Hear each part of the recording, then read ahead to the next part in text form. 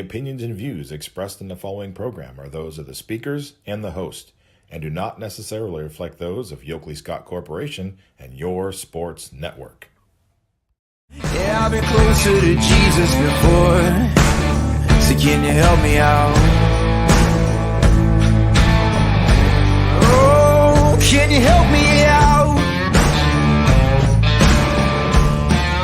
Am I on my own? Am I on my own? But can you help me out? Am I on my own? Am I on my own? Or can you help me out? Can you help me out? I've been scared to look in my soul.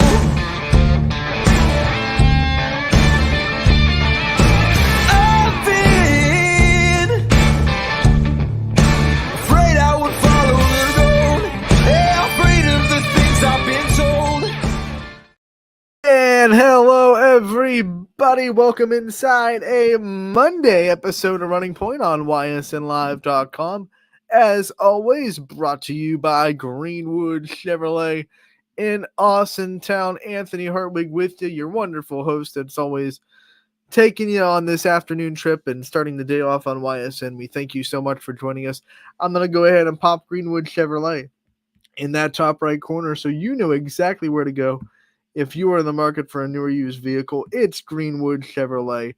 They go the extra mile for you, and we try to do the same here on this show every single day. And we got a great show for you. We got a weekend recap, Week 10 in the books. Playoffs are here.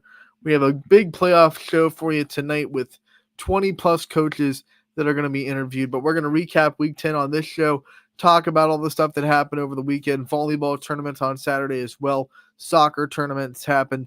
So you got a lot to recap, a lot to go over from the weekend. We're also going to feature a player profile, continue to go the extra mile that way like we try to do every day here on Running Point. We have Ava Hewlett's player profile lined up for this show.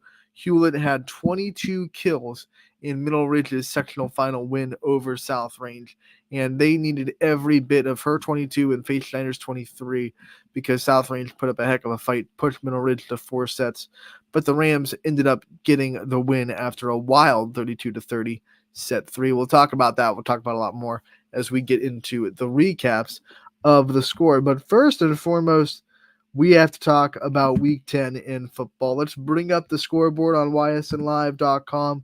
This is always presented by Burnett Pools, Spas, and Hot Tubs. You can see it right there. Scoreboard is a great tool for YSN fans, whether you're at a game in person or maybe you're watching one of our broadcasts and you don't want to leave your phone for too long. Maybe we're on a commercial break and you want to check the scores really quick. YSN Scoreboard is a great tool where you can see live updated scoreboards. You don't have to wait until midnight for the finals to come in or the next morning. This scoreboard is as live updated as we can possibly get it. We have a great team behind the scenes that makes sure that this scoreboard is as live updated as possible, especially on Friday nights when we have multiple people working together in one room, making sure the scoreboard is live updated. So make sure to check it out. YSNLive.com/scores is where you can find it, and it is presented by Burnett Pools, Spas, and Hot Tubs. As we scroll down to the scoreboard, we're going to do the first 3 columns like we always do, and then we'll scroll over to the last one on the far right. So let's start with Austintown Fitch. And man, every time these two teams play, it's like clockwork. It's going to be a chaos game. You're going to see things that you don't normally see. And that's just how these two teams do it when they play each other. Austintown Fitch down 13-0 at halftime. And they come back, they get the win 14-3. This game featured a blocked field goal, a blocked extra point, a missed field goal that was kind of, you could say, forced by Austintown Fitch. They definitely pressured the field goal and didn't block it, but definitely caused it to misfire. And then also a 14-point comeback. So a lot of craziness happening at Mollenkopf Stadium between the Falcons and the Raiders. And no shocker there. It seems like every time these two teams meet, especially the last 4 years when we've been a part of this matchup at YSN, it gets bonkers. And Friday night was no different. Austintown Fitch, though, does get the win, and they are sitting at 14-13 as they end the regular season on a high note heading into the playoffs. Canfield, they are going to get the big win over Boardman to complete the regular season, 45-6 final score there, all Cardinals. Cheney gets the win over East, 35-6, your final score there. We move on down to the next row. Tough end of the season for Conneaut. They drop one to Madison, 27-18 on a little bit of a losing skid. Conneaut, after really having a tough one a week ago against Lakeside, their woes continue against Madison. Grand Valley fought really hard with a Crestwood team. That, by the way, Crestwood just missed the playoffs. But 28-27, the final score there. Crestwood does sneak out of Grand Valley with the win. Gerard and Niles playing a shootout, but absolutely Niles is the one that gets the last laugh. 48-28. Antoine Gardner was on one of his nights where he just seemed unstoppable. Gerard could not tackle him, and I don't think anyone could tackle him last night. He gets in these modes where it's like, hey, good luck, stop at number 4. You can try it. Gerard knew what was coming. They still couldn't stop it. That's the hallmark of a really good player and a really good offense. So Niles gets the win, 48-28, the final score there. We go into Jefferson traveling to Geneva, and the Falcons drop this one 57-13. Geneva continues to flex their muscles against Ysn schools, and they get the win. Crestview takes down LeBray, a big win for Crestview. I thought this game was pretty evenly matched going in, so Crestview putting their best foot forward. 28-7, the final score there. Edgewood, they get the best of Lakeside. That offense is too hard to slow down. I thought the Dragons actually did a pretty good job on the offensive end, scoring 20 points. They just needed their defense to step up a little bit more like they did against Conneaut a week ago. But I told you on Friday, I said it's two completely different tasks, stopping Conneaut and then stopping Edgewood, because they're two really different offenses that like to do different things. Conneaut is absolutely the run first, grind you out, slow the game down, use their physicality type team. And Edgewood's more of a spread you out, use their athleticism and their speed and cause, one-on-one matchups and get people in space, that kind of offense. And the differences between them are, one, Edgewood can get into an offensive show a little bit where they go back and forth, and Conneaut can't. So when you put Conneaut in an early hole like Lakeside did last week, their offense not built to come back, and that's what kind of set the tone for last week's game. This week, obviously, even if you get in front of Edgewood, they're able to score in a hurry, and their offense does too much firepower for Lakeside to keep up with. 38-20, the final score. Warriors get the win in the Battle of the Bridge. That's our first real chance to get a hold of that rivalry in football. I mean, last year we had the Ashtabula County schools, but we didn't have a whole team up there to do all the games. So we were kind of new to the Ashtabula County, traditions. And this year we knew right away, like Lakeside, Edgewood, that's the Battle of the Bridge, and that's a big one. So Edgewood gets the win. Congratulations to the Warriors for getting that big rivalry win over Lakeside. 38-20, once again, your final score. Southern goes to Latonia, has no problems, 47-0. They beat the Bears. How about Middle Ridge? A absolutely monster win in a rivalry game over McDonald, and this is probably the most dominated McDonald had been all season. 40-7. Rams run away with it. That is their second win over McDonald in a row. It's a big rivalry for both teams, and Ridge gets bragging rights for the next 365 days. Pymatuning Valley, they get the win over Wyndham. Shutout the Bombers with a final score of 36-0. We scroll down. Howland falls to University School, 27-0. Holy War was a really good game, especially at halftime. And then Ursuline just started to impose their will a little bit. 35-16, the final score. A couple of late scores made this look a lot more lopsided than it was. Urson had a pick six late in the game with Mooney having that kind of chance to at least score, get an onside kick and score again, albeit an outside chance. But once Urson had a pick six and made it 35-16, there was just no chance for Mooney to come back from that. So a lot more competitive than the score indicates, but Urson gets the job done and wins the Holy War. 35-16, your final score there.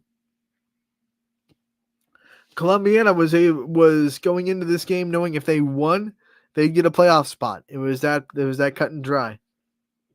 Both these teams, it was just basically this was playoff round one for both these teams. You win, you go on. You lose, you go home. And Columbiana responded to a early touchdown from Valley Christian.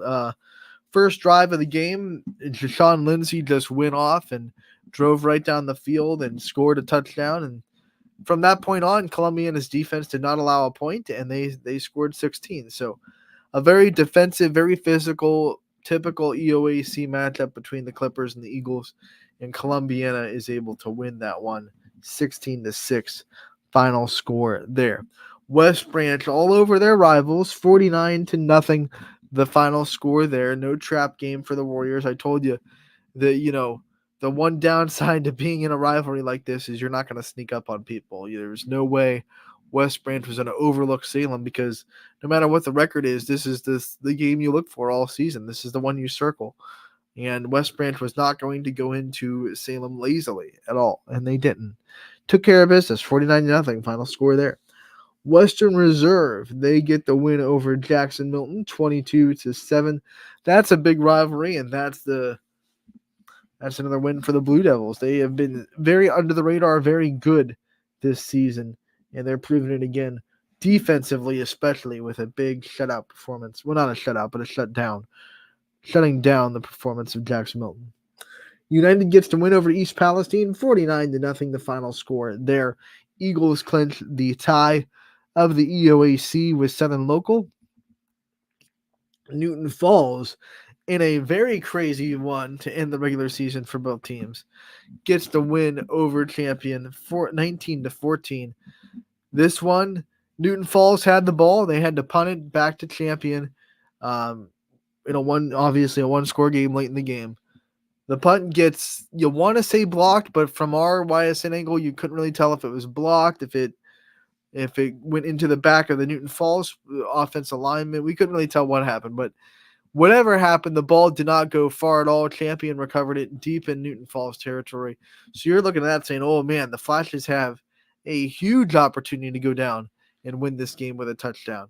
Next play, though, Newton Falls, interception, game over. So a wild ending for Newton Falls. They get the win by 5 over Champion, 19-14, the final score there. Warren JFK, a heartbreaker to Southeast, 25-24, the final score. The Pirates get the win over the Eagles in one that could have brought in a lot of positivity to that program moving forward. But JFK, I think they're going to be just fine going forward as a football program. Garrettsville Garfield is undefeated on the regular season. They get the win over Brookfield. Final score there, 60-25. You look at West Geauga, they came into Orange and laid down the wood, 40-0 final score there. East Liverpool, a tough one going to Weir. They lose in this one, 47-12, the final score there. Mohawk sets up a big one with Neshannock this week, as it will be for the league championship. They win 31-21 over West Beaver to set up that meeting. Now let's scroll over to the last column and see what we got. We'll go back up to the top. Hoban suffers their first loss of the season. A very defensive battle with St. Ed's, 14-7. This was two teams that weren't just state-ranked, guys. Not just state-ranked, but nationally ranked. So this was a big matchup. A lot of eyes on it, not just in the state of Ohio, but across the whole nation. A lot of eyes on this one, but St. Ed's does grab the win. 14-7, the final score. And there were a couple opportunities that Hoban had, driving the ball deep in St. Ed's territory, but props to that St. Ed's defense for getting some stops on fourth down in the red zone to send home and away in those couple drives. So I think if I remember right, just watching, it felt like Hoban probably outgained St. Ed's yards wise, but like I said, a couple of drives down in the red zone kind of stalled, and they couldn't get enough consistency from their offense to let those opportunities slip away. South Range, they are NE8 champions again, and they run the NE8 table again. They have never lost a home game inside the conference, and that trend continues as they beat Hubbard 35-0 on Friday night. So South Range, congratulations on the league championship. Once again, the Raiders are the top dog in the NE8. Lakeview, though, represents the NE8 well as they go down to Beaver Local, and they get a big win, 20-14. The final score over the Beavers. The Bulldogs have earned a host spot in the playoffs. I'll tell you what, this program has done an amazing job, because if you went back in the DeLorean 3 years and watched the Lakeview team and said, these freshmen, when they're seniors, they're going to get a playoff game. There's a lot of people that said you are absolutely nuts. One, because 3 years ago, yes, okay, we were still in a world where we thought you'd have to be a top 4 seed to host. But two, because Lakeview was like, I think 3 straight seasons of 0-10, and they were a program that looked like they were really in a struggle spot. But then here they come, a couple of seasons in a row with just positive, foots forward, and now here we are now, Lakeview with a much improved season from even last year, and they get to host a playoff game. Congratulations to the Bulldogs on a fantastic regular season, and we wish you the best of luck in the playoffs. We'll talk more about the playoffs all week, all your matchups, and don't forget, I want to remind everybody before we go on with the scores from the rest of the weekend that there is going to be a playoff preview show on YSN tonight, 7:30. We have 20 plus coaches being interviewed in this. It's going to be myself, DJ, Mike Ackelson, Chris Sigler, Sam Torres. We're all going to be kind of there. We'll all be interviewing different coaches, and we can't wait for you guys to see it. Brought to you by Athletics. Check it out tonight, 7:30 on YSN. Let's continue the scores. Lowville takes down Springfield 27-13. The final score there, the Rockets, that's a big one. A lot of people still believed coming into this game that Springfield was the cream of the crop, and they were the one that you had to beat. But Lowville says, not so fast, my friend. You have to beat us. This game was in Lowville. They had the home field advantage, and they protect their home field with a pretty decisive win over the Tigers. 27-13 final score there. Lisbon gets a win, 41-14, a big one for the Blue Devils over Wellsville to take some momentum into that postseason for Lisbon. Liberty continues to just impress down the stretch of the season. They get a win over Camel, 67-21. That is the high mark on YSN for the week, as 67 points is a big, big number for Liberty's offense. Probably the game of the night went down to Poland in Struthers. This one went into overtime. You had everything you want out of a football game in this one. You had really good plays on offense. You had some blunders that, like, everyone loves to see when really good offenses just make a couple of mistakes here and there just to prove they're human. So you had a couple of turnovers on both sides. Really good defense stepping up when you needed it to. And then overtime, right? You can't ask for more than overtime. Poland scores first. It was tied at 21, so they go up 28-21. Struthers not phased. They go right in. They score. Now, here's what happened. They score a touchdown. They come out initially, and they're going to go for 2, which we were like, okay, you're on the road. You're going for the win. We like it. 2-yard line. Then they get called for a false start. Back them up. 5 yards, right? They come out. Me and Mike on the audible call, we were sure, okay, that means they're going to kick. They're not going to risk it. They're just going to take the extra point, go into the next overtime, get the ball first this time, try to put the pressure on Poland. But Struthers comes out and says, no, we're still going to win it right now. We're still going to try to win it. They actually had a pretty good play design, I think. A little bit of a trickery with the quarterback not getting the direct snap. They actually brought in the backup quarterback. He got the snap, flipped it to their starting quarterback, who then rolled out to his left. But great coverage by Poland in the end zone. They couldn't find anybody. He threw it incomplete into the end zone. And Poland gets the win in overtime. Struthers, a very gutsy move, going for it, trying to take the win right there, not wanting to go into a second overtime with the Bulldogs. And here's something that I said on the scoreboard show if you tuned in, and I still really believe this. Just because it didn't work doesn't mean it was a bad decision to go for two. Coach Bayek is a great coach down there for Struthers. I don't second guess him too much. He had a good play call. I liked the play call. I really did. And watching it, I knew what he was going for. I knew what they were trying to do. I liked the play call. I'm not going to say the decision was a bad one. It was a risky one. I'll give you that. It was definitely risky. It was definitely one that you take that calculated risk and you know that you're putting the game right in the hands of this play. But at the same time, you know, if it works, everyone's saying, what a genius, what a great aggressive play. It's just one of those instances in sports where fans, I love watching them because they will tear apart a decision, and I'm watching it happen. I'm not saying Struthers fans tore apart the decision. I'm saying sports fans in general, when a decision like this happens, no matter what the sport, what the level, you'll see them just tear apart the decision and say that was so stupid. Can't believe you did that. But then I'm looking at it and I'm saying, if that worked, you know, if that went the other way, you'd be saying what a great decision that is. And that's just the reality of being a head coach in any sport. You're going to be put under a microscope every decision you make in a close game and in a situation like that. And it's going to be, hey, you're great if it works, right? And then you're trash if you're not. And that's just the reality of the sports society we live in. So I don't buy into that. I think whether that worked or not, it was a good decision to do it. You don't want to get into a marathon in week 10 and you know, maybe that's not a gimme extra point when you back it up. You know, extra points at high score and a gimme anyway.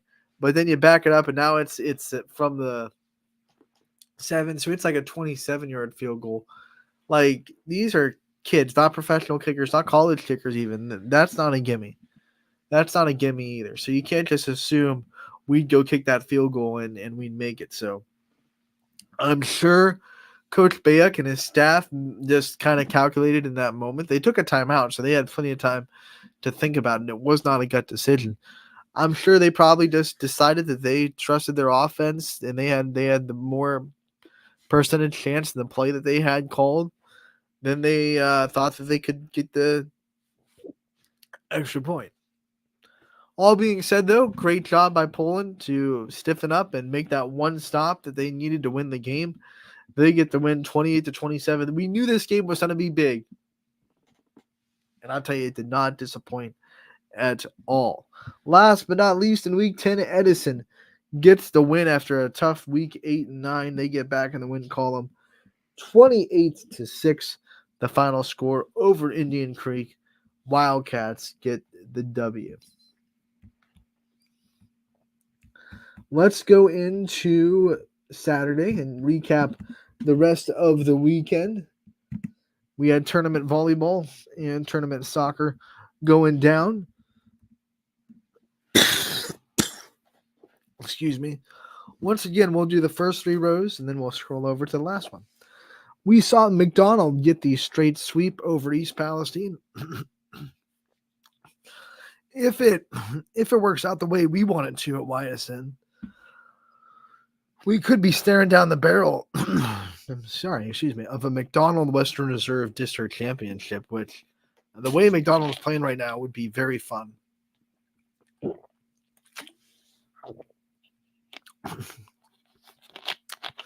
Because I'll tell you what, McDonald had a middle of the season tough spot, but they got through it really quick. Man.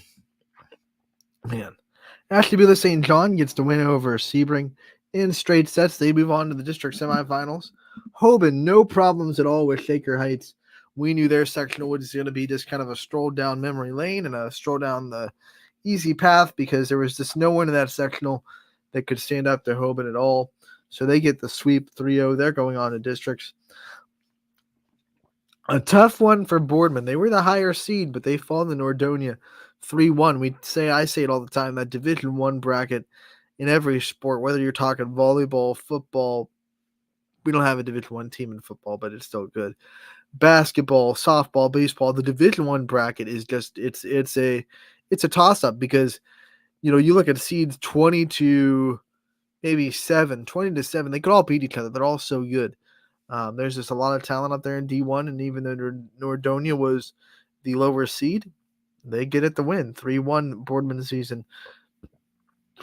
Tough way to see it end for sure. Lisbon is going into the district semifinals 3-0. They get the win over Richmond Heights. Big win for the Blue Devils as they punch their ticket. They will now play the team who hosted them, as they're going to go to play Open Door Christian. This will be in the district at Olmsted Falls tomorrow. Jefferson, they get the win over Struthers 3-0, the final score there. You have South Range. They fell to Middle Ridge, and this is the game I was talking about earlier. The Raiders really pushed Middle Ridge, and I think this was a team in South Range that was going to be very tough to play coming off of a 10-day break. Middle Ridge, their last regular season game was the Monday, like a week Monday before Saturday. So they had the whole week plus the 3 days off. And especially in the first set that South Range won, you could tell. You could tell that they hadn't played like competitive volleyball against other people in 10 days. Their serve receive wasn't there. They weren't in sync on offense. Their hitting errors were up. South Range took advantage. Like, props to the Raiders for that set, because the other team makes mistakes, but that doesn't mean you have to capitalize on them, right? So South Range took advantage, put Middle Ridge down 1-0.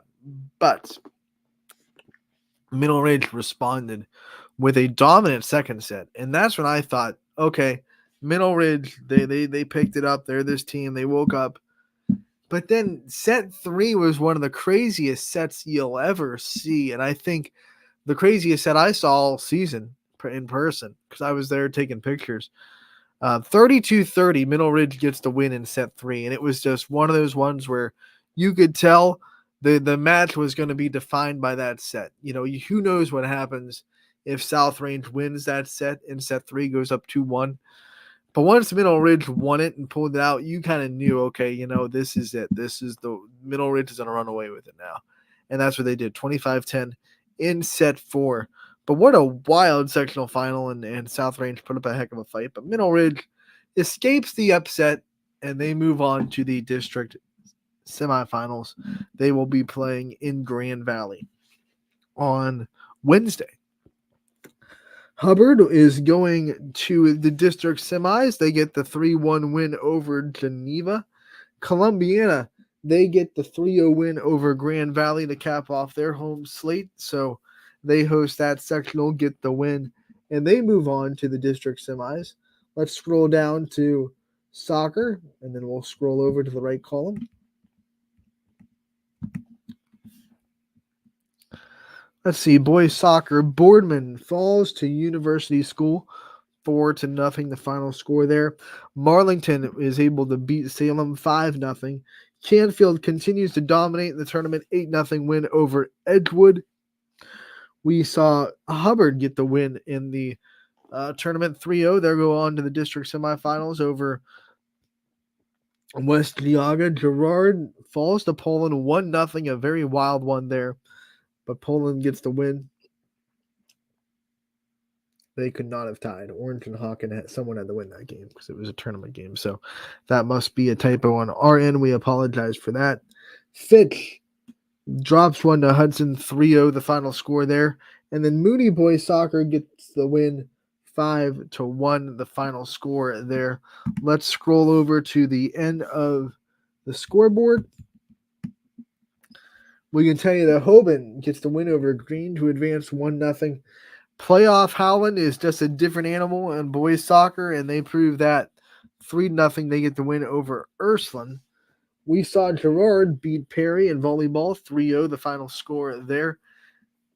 Nico Cochran and Bree Littell both had big days on offense, and especially Nico, though, because first set did not go Bree Littell's way. She had 0 kills in the first set, couldn't really find the court in play, had a couple of errors here and there. So Nico Cochran stepped up in the first set, settled things down, and then Bree Littell took over in the second and third with really good offense. So Girard moving on to the district semifinals. They'll play in Streetsboro.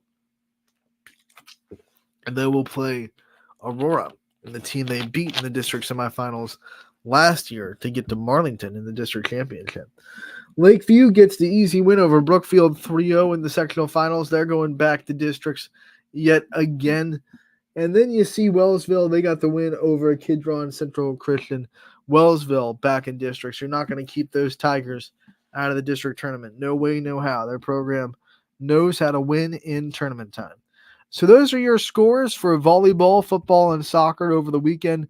Of course, tournament volleyball and soccer, and then the end of the regular season in football. What we're going to do is we're going to take a quick break. When we come back, we have a player profile, the feature from Ava Hewlett from Middle Ridge. Don't go anywhere. We'll be right back on YSN Running Point, brought to you by Greenwood Chevrolet in Austintown. 21 News delivers the news as it happens, using the latest technology from where it happens. Live here outside the Mahoney County. On air, online, Wednesday afternoon weather update. Very dangerous. and on the 21 News social media platforms. I'm on the road right now. 21 News, the Valley's only locally owned source for trusted news since 1953. Craftsmanship to us is 60 years of pride and dedication. Passed down from generation to generation. The hardwood floors that your kids take their first steps on. The solid wood doors you quietly close at night. The things we create day in and day out are the products that end up turning your house into a home. At Baird Brothers Fine Hardwoods, uncompromising quality and craftsmanship built our business. And it will keep us moving forward for generations to come. Going the extra mile at Greenwood Chevrolet means we want to take care of the community that takes care of us too. And we have to work together always. And that's how you stay in business for 40 years. You know, I love being a helper because when I help somebody, it makes me feel good. It means a lot that I can make a difference in others' lives. So I will do everything I can and just being there for them every step of the way. I want them to know within the first 5 minutes that they could depend on me. That's what going the extra mile means, only at Greenwood Chevrolet. Before the lights come on, before the workday begins, before a long day is ended, or it's time to have fun. It all starts with the people at Joe Dickey Electric. From replacing a light fixture in your home to building a substation for your business, no job is too big or too small. The people of Joe Dickey Electric power them all. Joe Dickey Electric, over 60 years of powering the Mahoning Valley.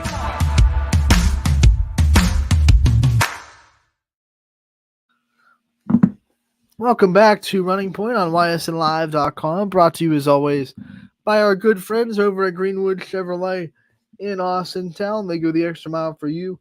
We try to do the same here on this show every single day. One of the ways we do that is we feature player profiles every day that we try to every day at least. We get almost every day, I think, a player profile featured on the show, at least one of them.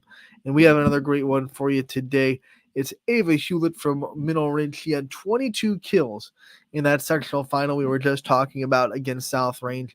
She had 22 kills. Faith Center had 23. They needed every single bit of those points in that 4-set thriller, especially that marathon of a third set, 32-30. The Rams pulled that one out a little bit earlier in the week. Before that game, we talked to Ava Hewlett, and I had a great interview with her. So here is a Middle Ridge volleyball player profile with Ava Hewlett. Eddie Hartwig here with a Middle Ridge volleyball player profile. I'm joined by junior Ava Hewlett. Feels like a senior with all she's already accomplished, but no, just junior. My first question for you, Ava, is, of course, what's it feel like to already have done so much and have accomplished so much when you know that you have another year left and you're just a junior? Yeah, it's been a great year. I wasn't expecting all of this. I've accomplished a lot, but I still have a lot of goals, and I'm just really excited for the rest of the year next year. When you think of those goals that you set, and let's go back to the beginning of the season in summer and preseason, what were some personal goals that you set for yourself coming into this year? I didn't think I was going to be able to get 1,000 digs this year, 1,000 kills. But after I received my 1,000 digs, my goal is to get 1,000 kills. But I wanted to have a higher hitting percentage this year than I did last year. So coming into the season, 1,000 digs wasn't even in your mind. You thought maybe next year in the senior year, but you didn't think it was going to happen this year. No, I did not. I was not expecting it, but it's very exciting. What do you attribute the success, the unexpected success in your own words this season? What has worked so well for you this year? Well, first off, I wouldn't have been able to do it without any of my teammates, and especially my coach. He really pushes me, and so do my teammates. They all push me, and they just helped me to become successful and get my 1,000 digs. When people watch you swing, they would think that you'd get to 1,000 kills before 1,000 digs. It didn't work out that way. How much pride have you taken in your defense throughout your career?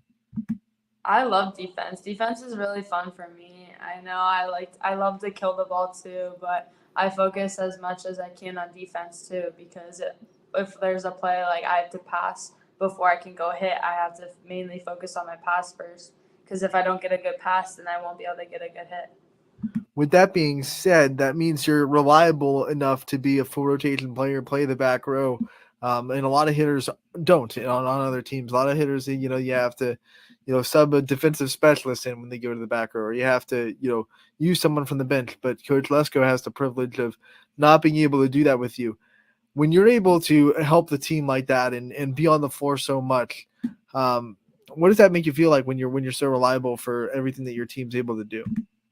It gives me a lot of confidence. My team, they're always supportive and supporting me. They have my back, and it just gives me confidence, and it motivates me to be better for myself. There have been a lot of plays this year where you get the first touch, but then you're also getting in transition to go up and get the swing and get the kill. What's that like from your perspective to have to worry about the other team's hitters, go down, get a dig, and then get right into that transition and be the one that gets set for the swing? I mean, there's pressure there, but it's exciting and I love doing it. So I don't feel the pressure. I just like to have a lot of fun and just go out and get the ball. And I just love touching the ball. We talk to a lot of players about pregame routines and things that they do pregame to get themselves in the right mindset. I love watching your warm-ups because your pepper partner is Sam Ollett, and in the middle of it, she has to go do her captain's duty at the score table. So you just hit the ball off the wall as hard as you can to yourself, and you've been doing that all year. What does that kind of do for you, that alone time a little bit to just swing on the wall and be by yourself while your pepper partner is out doing her captain's duties? Yeah, I'm very superstitious, so I have the same routine every game day. I do the same things. Like we go out when the JV game's still playing, we warm up in the other gym, and the captain meeting usually goes on, so I just have to continue to do my own little warm up before I can pepper with her. So. Is that solo warm up very routine oriented too? Is it the same kind of swings, the same? I noticed that you do the same thing every time. So, is that a part of your routine too? I mean, not necessarily solo. Like in practice, I'll do it with Sam, or if we have more time for a game, like I'll do it with her. I just go to the wall just so I make sure that I get like my full routine in and all my reps in before we play and warm up. A lot of people that are superstitious also have that serve routine. Do you have that serve routine that you can't vary from? Yeah, I have the same serve routine I do every time I serve too. All right, let us know what is your routine for serving? Well, I walk back, and when I walk back, I dribble the ball 4 times, but I switch hands each time. And then I like kind of spin the ball in my hand, and I look at Coach Lesko for where he wants me to serve it, and I bounce the ball on the floor 3 times. And then I spin it again 3 times, and then I toss and I go. That is a lot to think of, man. I'm sitting here like, what is all that? If it doesn't happen, do you feel off? Like if maybe the spin on your hands goes too, like it's a lot to happen all the same every time. What's that like? Yeah, I mean, usually it's fine. The only part that like I get nervous about is my toss. Like sometimes my toss will be too low, so then like when I'm in the air getting ready to swing, I'm like, is it gonna go over? Is it not? And like my hand placement on the ball sometimes is just off. This Middle Ridge team this year might have the hardest schedule compared to how small the school is of anybody in the Ysn family. I mean, you guys have not only played the local powerhouses in Fitch and Crestview and Lakeview, but you've also gone to Smithville and played them. What's this kind of season in the schedule done for this team and done for you personally, being able to go up against so many great players in and out of the area? Well, thankful to Coach Lesko because he always makes sure that our schedule is very hard, so we don't play a bunch of easy teams. And he just knows that like going against these hard teams, it just challenges us and it pushes us to be better. So then when we're better for tournament time, which is coming up, and just pushes us. When you play in a tough team and you drop that game, like, and it's a really tough team like Smithville comes to mind. How did that not affect your confidence and your ability to keep trucking, because you came off that Smithville loss and obviously this team kept on going? So what was it like to just kind of understand that that's a great team, we lost, but that's going to make us better, and not let that affect the confidence of this team? Yeah, we played Smithville on a Saturday, and they came ready to go. We were still tired Saturday morning, and we weren't playing to our full potential. But after that loss, Coach Lesko asked us if we were going to let it affect us for the rest of the season or if we were going to change it and push forward. And we knew our potential, and we knew we could be so much better, and we just kept pushing so we can win. I imagine a lot of your success this year comes from more and more confidence that you're putting in yourself and that you have in yourself. Where does that confidence come from? What gives you so much confidence on the floor? My teammates, they hype me up so much, and we're just all so supportive of each other. We're also very close, and we're just always there for each other, cheering each other on. And Coach Lesko is always supporting us and telling us like good things that we're doing and everything. What teammate's your biggest hype man? What's the one that gasses you up the most? Faith definitely gets us hyped the most. She goes crazy. She's just funny. When you think of, the coaching staff, obviously Coach Lesko, we talked about him a little bit and the things that he said after that loss to Smithville, but coaching staff has been together for a long time. We talked to Coach Lesko before the season. All the coaches on the staff are not just workers that work with him, really good friends. What does the camaraderie and the coaching staff do for you guys in the team chemistry and being able to have the example of what it means to work together in the coaching staff? What do you think that does for your guys' ability to be tight knit as a group? Yeah, they always talk about how they used to play with each other, and they just tell us stories of like them playing with each other, and we just all listen to them, and we just all have gotten really close. Like we're all really close, and we went on a bunch of summer trips in the summer, and that made us even closer. It's just a fun environment to be around with everyone being so close, and it's just fun. One of the things I know about Coach Lesko off the jump is he's not going to sugarcoat anything. If you guys aren't up to standard, he's going to let you guys know it really quick. He does that for everybody, and he's never satisfied. Like, I've seen you guys play awesome, and he's still finding things like, even during the game, like, I want you to do this, this, this, this. What's it like having a coach that is almost in that mode where you guys can always do better, even if you're playing super well? Even last night against Lakeview, I'm sure there's stuff that he said we can do better, even though you dominated a very good team. What's it like having a coach that is always having that next standard for you guys? I love it. It pushes all of us. Like we all love Coach Lesko. He's a very good coach. Like we could be up 14-5 and he'll still call a timeout if we're not doing good. If he doesn't see anything he likes, then he'll tell us what we need to work on. And yeah, practice coming up later. We're going to have to work on a lot of things to get ready for tournament time, but it's always fun to be around. What are some things about Coach Lesko that make that toughness and that tough coaching style almost okay, because you can trust him and things like that? So what kind of things about him make it, like, show a little bit of a soft side or whatever it may be? What are some things that we don't know about him that we don't see during a game? He jokes with us quite often in practice. like we have serious moments where there's no like joking around, like we need to be ready to go.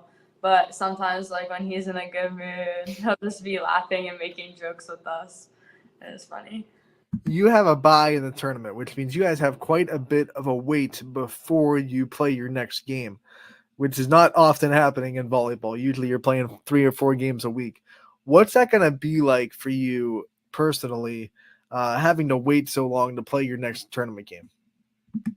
It's going to be difficult not having like the competitiveness and like the excitement of playing, but we just need to keep working on our offense and what we need to improve on to be ready for the season and for the tournament season.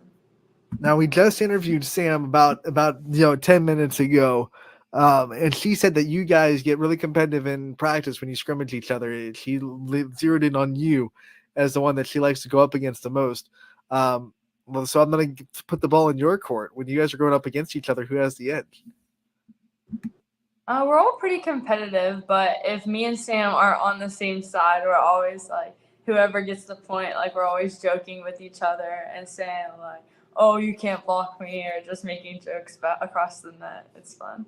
She has brought up that she has blocked you a couple of times, and she lets you know it when she does. But like you said, everyone on this team is pretty competitive. They hold each other to that competitive standard.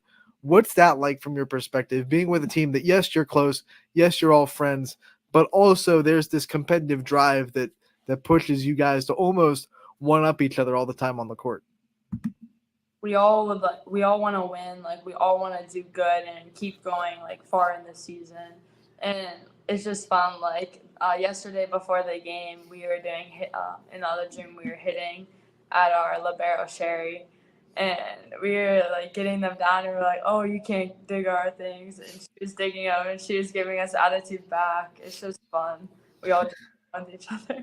So, like when Faith gets a really big swing, does there something turn on in your mind that says, "Okay, my turn. I have to one up that. I have to make sure that I get a big swing too"? Oh yeah, we're both supportive with each other, but there's always that competitiveness that we always like want to do better and just have fun and do good.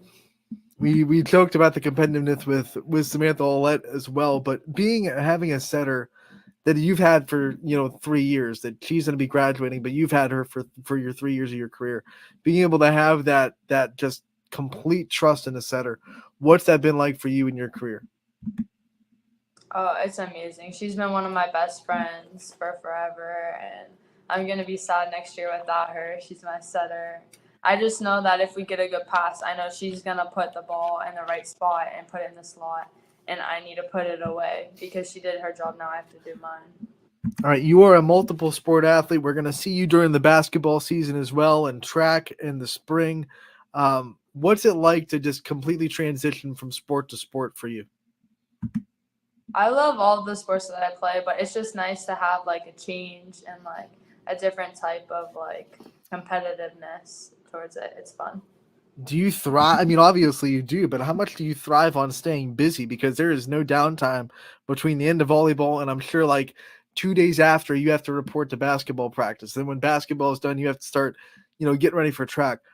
What's it like to never almost have an off time? It's crazy. Like, yeah, I never have an off season. The only time I really have off is the last week of July when Coach Lesko gives us off. But, I mean, I love staying busy. I don't know what I'd do without sports. I just have to keep my mind, like, calm, and I just have fun. You mix all that with also playing JO volleyball, which just blows my mind that you're able to juggle all this. My question is, how do you juggle all of that? How do you do all the sports, do JO volleyball, also excel in the classroom, and find a way to just be a kid and have a social life too? Yeah, I love playing JO. I've met like all of my friends from different schools, like Lakeview. I played with all of them pretty much. They're all just fun. It's just nice to like be able to make new friendships. So it makes it more fun and just more controlled, and I just feel better. Like I'm calm. What's the hardest thing to juggle? Is it school? Is it, the sports? Is it, friendships that you have outside of sports? What's the hardest thing for you to juggle when you're so busy? It's definitely school, like homework wise. I just have like late nights after practice or after a game. It's always just late nights, but I love playing sports because it just takes my mind off of all the schoolwork. And then when I come home, I know I have to get it done. Is it easier or harder for you to get through a school day when you know it's game day? Oh, it's so much easier. The day goes by so much faster because I know after school I'm going to go get my Dunkin', and then we come early in for the game and we warm up in the other gym and we just listen to music and get hype.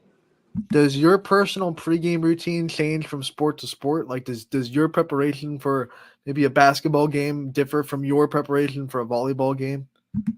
Yeah, like for volleyball, we kind of like get hyped together. In basketball, it's more different. Like I put in my AirPods, I get in the zone. Like I just like listen for myself and like imagine the game. And for track, it's definitely really different. I'm not doing that. My last question before we let you go is all these sports, you have all these different moments, all these different great moments in each sport. What's your favorite moment in the sports you play? Maybe a big shot in basketball, big kill in volleyball, big dig, the run of your life in track. What's the best feeling in sports for you? All of that, like getting a great like kill with no one able to touch it and it just goes straight down, like that's a great feeling. It's so hard to describe. It's so much fun.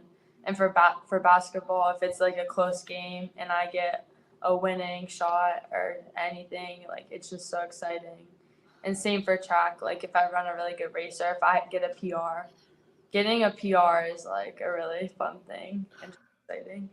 I'm gonna make you pick one though. I'm gonna put you on the spot. Pick one that's your favorite. You're not getting out of it. Probably getting a kill in volley. There you go. That's the big energy one, right? Gives everyone hyped up. Ava, before we let you go, I want to give you the chance to shout out all the people in your life that support you. I want to make sure that you get the time to give them their flowers and their shout outs, so you can do that now. I wouldn't have been able to do it without my teammates or my coach. And shout out to Coach Lesko because he just got his 100th career win at Mineral Ridge yesterday.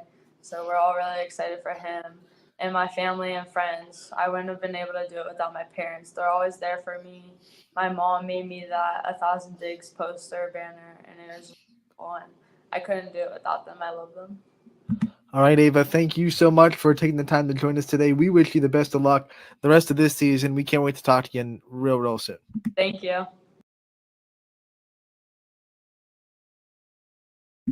And that was Ava Hewlett from Mineral Ridge, one of their two great outside hitters. You saw the stats from Saturday. I've already talked about them, but when you have Ava hitting 22 kills, Faith Schneider hitting 23, they're both well above 250 hitting percentage. Ava was like at 263. Faith was above 300. So they're not only getting a lot of kills, but they're also doing it efficiently. That's a tough team to defend in Mineral Ridge when they're passing well, which admittedly, just that first set, they weren't passing great. But when they do pass well, they're a very dangerous team to contend with. Before we get out of here, let's go over what's kind of going on tonight. We have playoffs tonight as well. It is soccer night on the pitch, and I believe it's girls soccer district semifinals. Oops, I clicked Sunday. Nothing on Sunday.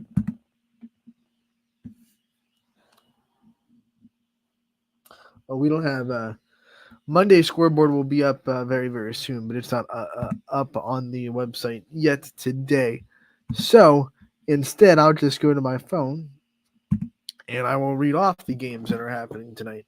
Want to remind everybody that on the network tonight, we will have the broadcast of Canfield Girls Soccer District Semifinal, thanks to the very generous sponsorship of Dr. Mulaney Paget DDS. She's a dentist that has sponsored this whole tournament run for Canfield Girls Soccer.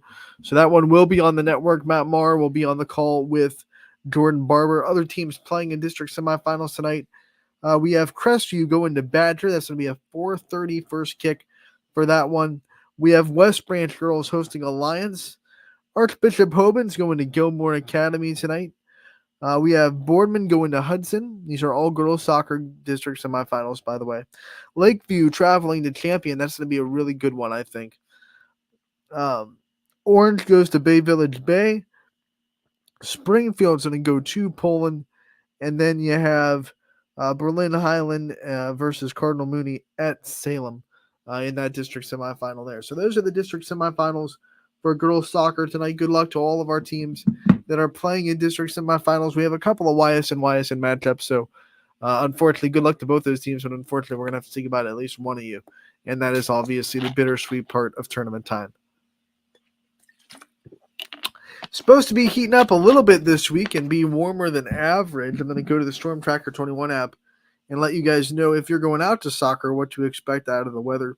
Storm Tracker 21 app says our high today is about 57. It'll be at 57 around 5 o'clock, but obviously those soccer games are going to start until around 6 or 7, so it might dip into the mid-50s by then. So definitely like a hoodie weather, but it shouldn't be like winter coat weather for you guys. So a comfortable fall night for girls soccer. Make sure to get out there, support those teams in the district semifinals. And then tonight, reminder that our playoff preview tonight, 7:30, DJ Oakley, myself, Chris Sigler, Mike Ackelson, Sam Torres, we're all teaming up to interview a bunch of coaches that are playing in the playoffs tonight. And it's going to be the best playoff preview you will see in the area. I guarantee you of that. So make sure to tune into YSN at 7:30 for the playoff preview brought to you by Athletics. So that'll be a lot of fun. I will, of course, be back here tomorrow from 1 to 2 to recap all the soccer. Ha ha ha. He's fun, Michael East Canton. They stole my logo, but no. We rock GT here. It's so bright because it's yellow on white. You probably can't see it with my ring light, but we rock tech. All right, it's tech all the way. All right, if they want to go and jack our logo, we'll come after them. But that's okay. East Canton, shout out. Different yellow jacket up there. Kirtland has an original one, by the way, and they're the Hornets. I think East Canton's the Hornets too. So at least we're the only yellow jackets. Yeah, Michael Bailey having some fun. By the way, congratulations to Canfield boys getting that win. Michael, coach, thank you so much for tuning in. We'll be back tomorrow from 1 to 2 on Running Point tomorrow.